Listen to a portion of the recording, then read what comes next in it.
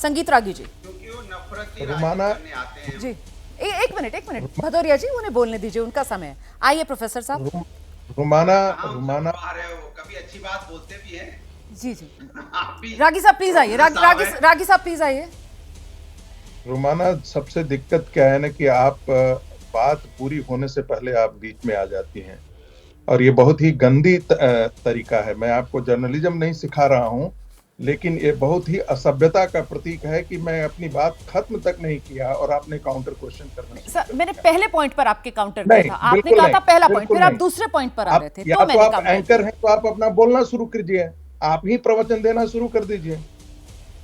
नहीं, आप बोलना शुरू कर दीजिए। मैंने पहले पॉइंट पर बोला सर, अब आप दूसरे पॉइंट पर आ जाइए। मैंने तो पहले पॉइंट पर काउंटर किया जी। पहला पॉइंट और दूसरा पॉइंट क्या होता है? जब मैंने अपनी बात पूरी रखी नहीं है और आप अपना उसी में अपना शुरू कर दिया हिंदू मुस्लिम करना। हमने कहा था हिंदू मुस्लिम बोला था क्या? आप पॉइंट वाइज बता रहे थे सर, मैंने तो पहले पॉइंट पर आपको काउंटर क्वेश्चन किया। जी रुमाना, ये आपकी अपनी मानसिकता है, अंदर का जो कुंठा है उसे आप अपनी बोल रहे हैं टेलीविजन एंकर के रूप में यहाँ पर। सर आप मेरी कुंठा यहाँ पर देखने लगे सर। आप अभी बैठकर पूरे समाज की प्रवृत्ति बता रहे थे सर। पहला पॉइंट आप करके अब बोले, आपने खुद बोला अब दूसरा पॉइंट, तो मैंने कहा कि सर पहले पॉइंट पर मेरा काउंटर है सर। हिंदू मुस्लिम किया मैंने, आपने पहले ये क्यों बोला कि मैंने हिंदू मुस्लिम किया? क्योंकि सर हम यहाँ पर बात थूक जिहाद पर कर रहे हैं सर बैठकर, और आपने एक पूरे समाज की प्रवृत्ति से उसको जोड़ा, तो सर मैं और क्या कहूंगी? जो भी देख रहा होगा, छोटा नन्ना मासूम सा बच्चा देख रहा होगा सर, वो भी यही समझेगा, नोना बच्चा भी यही समझेगा जी। हाँ जी आइए।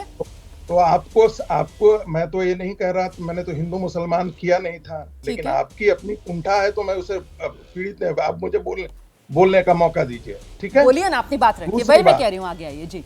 दूसरी बात, एक व्यक्ति यदि कोई हिंसा करता है तो हम कह सकते हैं कि वो एक व्यक्तिगत तौर पर कोई हिंसक हो सकता है, अपराधी हो सकता है, लेकिन धर्म की प्रेरणा से कोई हिंसक काफिर कर करके मारता हो तो उसे जिहाद नहीं कहते था, उसे जिहाद की परिभाषा में लाते हैं। और इस्लामिक आतंकवाद एक पर्याय बन गया है, इसे पूरी दुनिया में समझाने की कोई आवश्यकता नहीं है, और ये तर्क देने की भी कोई आवश्यकता नहीं है कि बड़ा हम शांति का संदेश देते हैं इसमें। एक बात। दूसरी बात, ये फूंक मारना और ये सब थूक फेंकना, ये एक प्रकार के इस्लामिक समाज के किसी भी प्रकार की, चाहे वो गलत ही मौलाना हो, गलत टीचिंग के आधार पर यदि ऐसा किया जाता है और एक बड़े वर्ग के द्वारा किया जा रहा है, इसीलिए इसको थूक जिहाद वगैरह शब्द का प्रयोग किया गया। अब होता है या नहीं होता है ये नहीं मान है, लेकिन एक बात और मैं जिक्र कर देना चाहता हूँ। हाँ, ये जो अरब से जो डेट्स आते हैं, उनके बीज निकाले जाते हैं, उनको मुंह से निकाला जाता है। क्यों निकाला जाता है आपको जानकारी है? उसे हराम से हलाल किया जाता है, जिस डेट्स को हम अपने यहाँ खाते हैं।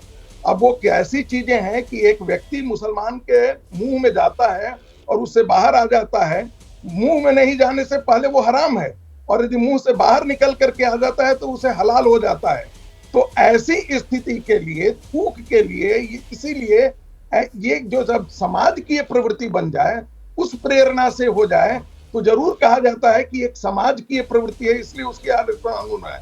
बाकी व्यक्तिगत अपराध कोई करता है, यदि इसी प्रकार की, यदि वो मानसिकता से, यदि हिंदू मानसिकता से या कोई भी हो मानसिकता से, यदि कोई धर्म की प्रेरणा से उस प्रकार का काम कर रहा होता तब तो बात समझ में आती।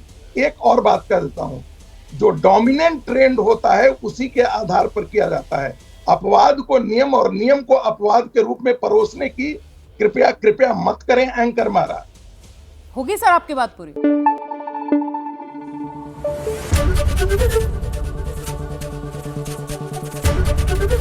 एबीपी न्यूज आपको रखे आगे।